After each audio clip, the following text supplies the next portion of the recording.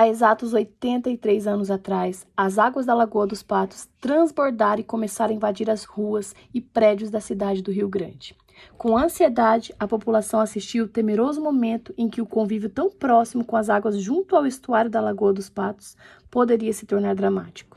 Foi, em verdade, uma revolução dos elementos da natureza, associados a uma empreitada sinistra de destruição e angústia, transformadas em motivo de desalento, desespero e de dor. Este vídeo faz uma imersão em cima de documentos, jornais e revistas, buscando contextualizar e evidenciar os impactos do evento climático extremo, as águas de maio de 1941, causou em uma das principais cidades do Rio Grande do Sul. Olá, bem-vindo a mais um vídeo deste canal, canal Ler para Crer. Meu nome é Elaine Oliveira e hoje nós vamos falar sobre a enchente de 1941. Para isso eu fiz uma pesquisa nos periódicos da época, livros de pessoas que publicaram, pessoas lá de Porto Alegre, para trazer esse conteúdo para vocês. E por quê? Porque hoje, atualmente, quando você estiver assistindo esse vídeo, provavelmente você já sabe que o Rio Grande do Sul enfrenta a sua pior catástrofe climática. A enchente agora de 2024 conseguiu ultrapassar a enchente de 1941 e vocês vão entender o quanto que as proporções de hoje são muito maiores do que foram no passado. Só que não é novidade para nós as coisas que estão acontecendo. Infelizmente, o nosso país ainda precisa avançar muito para uma política de evitar, de tratar, de preparar o povo para situações como essa, situações de calamidade, porque o passado ele serve para nos ensinar e nos direcionar para não cair nos mesmos erros. E em 1941, a gente tem um reflexo de uma época muito próxima. O nome do artigo que eu vou deixar depois aqui para vocês, caso vocês queiram ler, chama-se Águas de Maio. Maio, justamente o mês em que o Rio Grande do Sul está enfrentando essa catástrofe, e graças a Deus e à internet que a gente está tendo um conhecimento tão amplo, que está chegando no mundo todo, tudo que está acontecendo com os nossos irmãos gaúchos. Quero, antes de falar sobre essa enchente de 1941, quero deixar aqui embaixo, na descrição desse vídeo, um Pix, uma chave de uma igreja no qual eles estão recebendo pessoas desabrigadas. Gente, doe, mas doe para pessoas que estão recebendo e já fazendo esse dinheiro trabalhar diretamente. Infelizmente, não tá dando para confiar em dinheiros que a gente vai doar para algumas organizações. Por quê? Porque existe muitas vezes toda uma burocracia. Mas esse daqui que eu vou deixar aqui embaixo são pessoas do meu conhecimento que estão ali trabalhando incessantemente para ajudar desabrigados e cuidar de pessoas. E agora vamos à enchente de 1941, mas para falar de 1941 nós precisamos entender que aquela região ali do Rio Grande do Sul é uma região que sofre constantes alagamentos, mas é alagamentos de proporções menores. Então, é uma região que já está acostumada com alguns tipos de alagamento. Geralmente, o curso natural é que as águas escoem para os oceanos e não se transformem naquele rio que hoje as casas das pessoas se tornaram. Porém, nós vivemos num mundo mau, num mundo caído, e nem tudo acontece de uma forma perfeita. Não dá para esperar a perfeição, que tudo vai acontecer de forma plena, que catástrofes não vão surgir estando no mundo como o nosso. Não dá para viver esperando a sorte. Tem um filme muito interessante que eu assisti na Netflix, que eu até fiz uma resenha há muito tempo atrás, que é O Menino que Descobriu o Vento. Ali a gente tem uma família que está passando fome e uma coisa que a mãe fala é: eu não vou ficar aqui orando esperando a comida. A gente precisa fazer alguma coisa. O Senhor, Deus, nos deu recursos para fazer alguma coisa, nos deu sabedoria. E eu vejo que tem pessoas culpando: isso é culpa de Deus, isso tudo que está acontecendo é porque Deus está fazendo isso, Deus está fazendo aquilo. E quando você começa a ler sobre as enchentes que vieram antes, principalmente as de 1941, você percebe que, na verdade, é a negligência humana. E quando eu comecei a ler os periódicos ali, eu me deparei com a notícia de 1855, em que um comércio começou a vender salva-vidas ali no Rio Grande do Sul. Olha só o que estava escrito nesse jornal. O nome do jornal é Diário do Rio Grande, a notícia é de 6 de maio de 1855 e dizia assim: já não se morre afogado, salva-vidas de borracha da última invenção, muito próprios para os viajantes chegarem à fábrica de chapéus de Antônio Bastos, a rua direita, número 108, 119. Nas notícias anteriores, a gente vê pessoas vendendo, né? Claro, comércio aproveita, né? Todas as situações para poder fazer dinheiro de alguma forma, vendendo sapatos específicos para inundação, vendendo salva-vidas, como essa notícia, vendendo aparatos para que as pessoas se acostumassem a viver ali naquele ambiente de alagamento. Então, você vê que não é uma novidade. E o fenômeno que aconteceu naquele ano, eu acho que você já deve ter estudado na escola, mas se chama El Niño. Recebeu esse nome, batizado, porque ele acontece sempre próximo do Natal, e quando eles falam El Niño, eles estão fazendo uma referência ao menino Jesus. É o menino Jesus. Então, por isso que esse fenômeno chama El Niño. E esse fenômeno é basicamente, ele acontece alterações ali nos oceanos, as águas ficam mais quentes, isso faz com que as nuvens se precipitem e ocorra secas em regiões como a Austrália e do outro lado, enchentes, inundações pelo excesso de chuvas. Foi o que aconteceu em 1941. O fenômeno El Niño provocou uma intensa tempestade, muita chuva.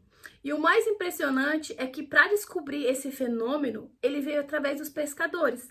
Eles relataram ali aos estudiosos da época que quando as águas estavam quentes, os peixes sumiam.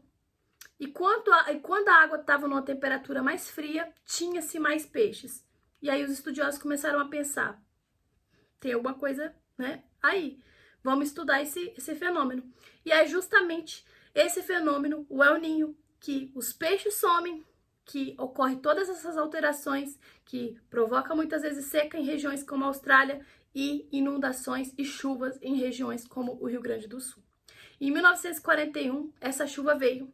Começou ali, nos primeiros dias, a chover de forma intensa. E de uma situação que já se esperava que fosse dinâmica, que fosse imutável, né? Que não muda, mudou. Mudou para pior, né? Já viu aquele meme? Não tinha como piorar, piorou para pior. Que aí, em 1941, aquelas propagandas ali dos coletes salva-vidas, o estilo de vida de se acostumar com a inundação tomou proporções gigantes.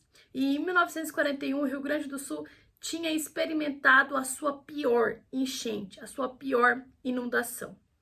E no livro do Rafael Guimarães, que chama A Enchente de 1941, ele deixou detalhadamente várias fotos que mostram o quão catastrófico ficou ali a região de Porto Alegre e as cidades circunvizinhas que foram atingidas por essa enchente. Até então, essa enchente era vista como a pior que o Rio Grande do Sul tinha enfrentado. Ali tinha muitas pessoas flageladas, pessoas doentes, pessoas que perderam tudo, que perderam suas casas. Naquela época, as pessoas plantavam cebola, perderam suas plantações. Muitas empresas que estavam investindo ali na região ali do Brasil, empresas alemãs, fecharam, faliram e entrou assim em decadência. O Estado precisou de muito esforço para conseguir se reerguer. E esse reerguer não foi um processo rápido, foi um processo lento. Uma coisa interessante que eu li nos jornais da época foi que as autoridades da época, os governantes, eles agiram o quanto antes para que a situação não se tornasse tão pior como poderia ter se tornado se eles não tivessem agido. Então, começaram já a aplicar vacinas para prevenir ali o tifo, começaram a dar medicações para prevenir a leptospirose e não estourar um surto, uma pandemia dessas enfermidades. E eles também prenderam, isso mesmo, prenderam comerciantes que começaram a cobrar preços abusivos por conta da catástrofe, né? Não tem aquela história lá, a lei da demanda e tal, mas aquilo ali, na verdade, eram pessoas que estavam se aproveitando e começou a cobrar muito mais muito mais do que era o custo daquele alimento, porque ele sabia da necessidade das pessoas dali, ou seja, abuso, né? Essas pessoas foram presas. Na época, os governantes taxaram o arroz num valor fixo, não podia nem vender mais nem menos, para que aquela situação de catástrofe ele não fosse ainda pior, com pessoas que já estavam morrendo muitas vezes por flagelos causados ali, os ferimentos durante a enchente, como também pessoas que estavam literalmente passando fome, passando necessidade, principalmente porque foram 22 dias de chuva somente em Porto Alegre.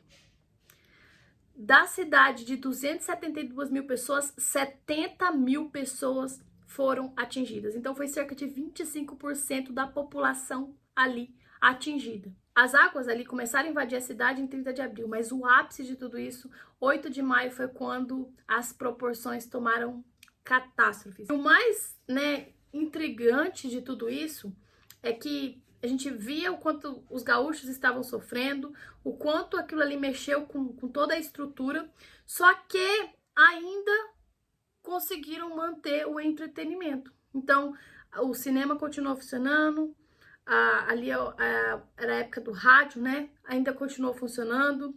Inclusive, curiosamente, naquele período ali, eles colocaram uma sessão sobre enchente.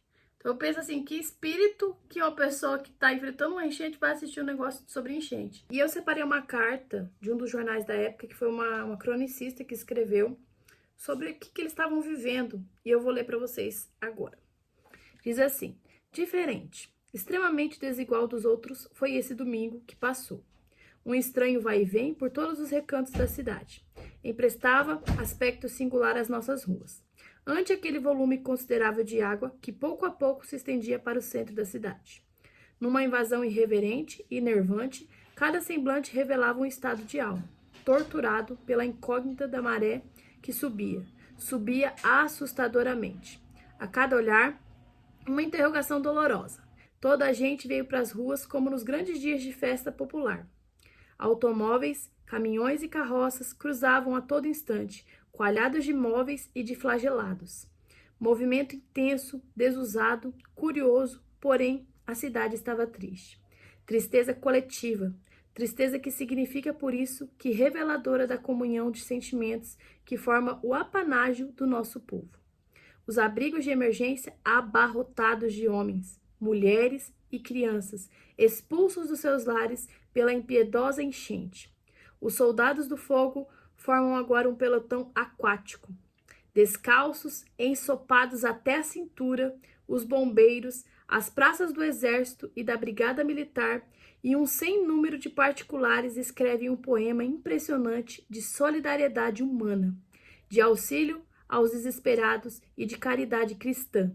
Esse domingo que passou não foi igual aos outros. E o nosso Rio Grande suporta, com resignação e confiança, o peso dessa calamidade, certo de que o último punhado de água que sobrar da cheia sem precedentes e que atravessar a nossa barra há de levar atrás de si a aflição de todos os filhos do Rio Grande do Sul. Jornal O Tempo, publicação de 13 de maio de 1941. Quando eu li essa notícia desse jornal, me deu uma tristeza, sabe? Aquela vontade, assim, de ajudar, de fazer alguma coisa. Mas eu não posso, porque essa notícia é antiga, é de 1941. Ela só está retratando algo que estava acontecendo naquela época. E quem podia ajudar, teve que fazer naquela época. Mas hoje, nós vivemos uma situação ainda pior. E eu e você podemos fazer a diferença na vida dessas pessoas que agora, em 2024, precisam muito da nossa ajuda. Porque as proporções agora são piores, os números são maiores, o nível de água a ser atingido, que foi atingido, é muito maior. Essas pessoas precisam da nossa ajuda. Parece que tem muita gente fazendo, mas diante da proporção que tudo isso foi, tudo que pode ser feito ainda é pouco, diante do que precisa continuar sendo feito. E o povo do Rio Grande do Sul não pode ser esquecido. O seu pouco, às vezes, roupas, sapatos, coisas que você tem em casa, ou ali que seja R$5, 20, 30, pode fazer a diferença na vida dessas pessoas. Então eu vou terminar esse vídeo deixando aqui abaixo, lembrando, se você pode ajudar com ajuda em dinheiro, faça em dinheiro. Se você pode ajudar voluntariando, se voluntarie. Faça a diferença na vida dessas pessoas. Hoje são eles que estão precisando. Amanhã pode ser eu, pode ser você. E nós vivemos uma lei da semeadura. Tudo aquilo que a gente planta, nós vamos colher. Não vire as costas, não se esqueça do povo gaúcho. Vamos juntos ajudá-los a sair dessa, a conseguir vencer essa situação. Até porque nós também precisamos deles.